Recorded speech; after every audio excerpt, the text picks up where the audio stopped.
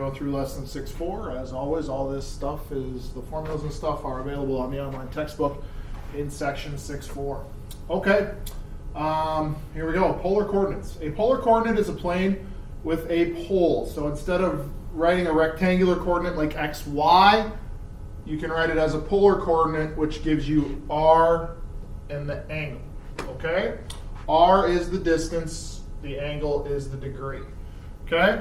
So these kind of come as rings. So plot, you can see this would be a polar coordinate. We're still, 0, 180, quadrant 1, 2, 3, 4. We're still in those same types of deals. But to plot these, it's really easy. So they give you the length and the radius, so you just count out how many rings you have, and they give you the angle. So let's try A here. 2 and pi over 3. So pi over 3 is the same thing as 60 degrees.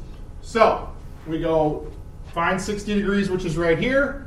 You go out 2, boom, and that's it. You plot the point. So that would be in quadrant 1. All right, -1, 3 pi over 4. 3 pi over 4, I believe, is 135, but let me just check.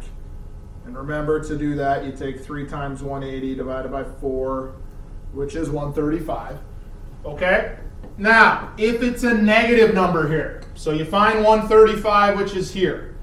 Positive 1 there would go here, but if it's negative, you stay on the 135 line and you go to the other ring. So that would be Q, which would be in quadrant 4. Okay? So 135 would be here, -1, 135 would be here. You go when this number is negative, you still go the same, but you go the opposite way. Okay, 3 and -45. Well, -45 is the same thing as 315, right? So, yeah. So we come out here to 315. We count out 3 rings. 1, 2, 3. Put our point right there, and we put point R. Okay. On the assessment, you'll have to be able to realize what quadrant a polar coordinate is in. So that should be pretty good stuff. So this P would be in 1, and both Q and R would end up in quadrants 4 once you finish graphing. Okay, so, and there's just some examples of that. So the second one, see, it would be, here's 135, but then you go that way because it's negative to do that. Okay. There are some coordinate conversion equations, and like I said, these are in your section 6.4 of your book. And you'll have your online book, so you'll have access to that as you're going through assignments and assessments. So, polar coordinates are r theta, rectangular coordinates are x, y. To find x and y from a polar, you go r cosine theta. To find y, you go r sine theta. To go the other way, if they give you an x squared plus y squared, you go r squared equals x squared plus y squared. So essentially what you end up doing is taking the square root of that.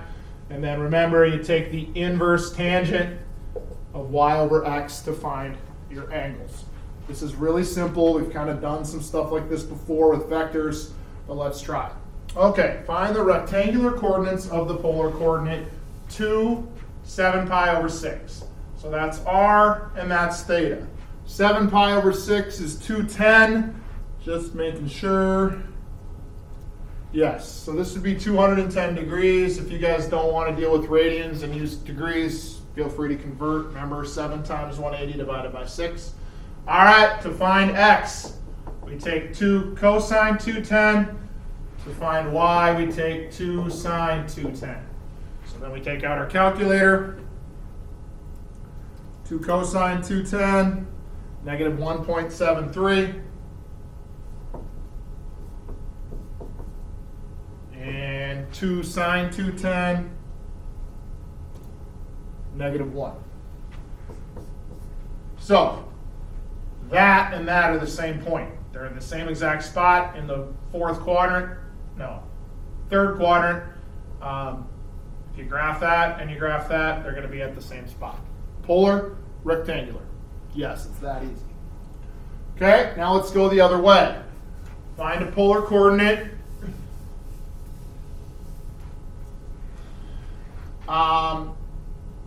So now we're going to get rectangular. So this is x, y. So we need to find r, which we take that squared, which is 1, plus that squared, which is 1, square root of 2. You can write it as a square root of 2, or you can take the square root of 2 on your calculator, which is 1.41, or 1.4. Okay?